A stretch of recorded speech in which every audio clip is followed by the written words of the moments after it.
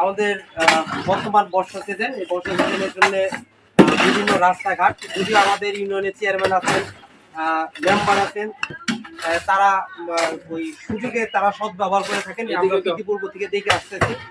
কিন্তু আজকে আপনার নেওয়াশী ইউনিয়নের ৮ নং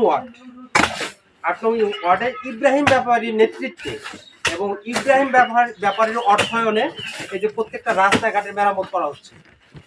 আশা রাখি যে বাংলাদেশ জাতীয়তাবাদী যুব দলের পক্ষ থেকে আমরা নেওয়াশী ইউনিয়নের যত প্রকার এইরকম খাল বিল এবং রাস্তাঘাট মানুষের চলাচলে মানে অব্যবস্থাপনা আছে, আমরা সবগুলোকেই আমরা ইনশাল্লাহ আমরা সব রাস্তাঘাটগুলোকে এইরকম রাপিড বা ইট দিয়ে আমরা মানুষের যাতায়াতের সহযোগিতা করব।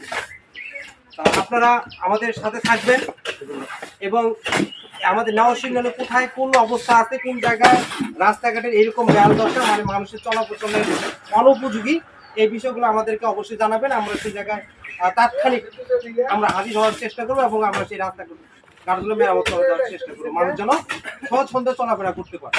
ধন্যবাদ।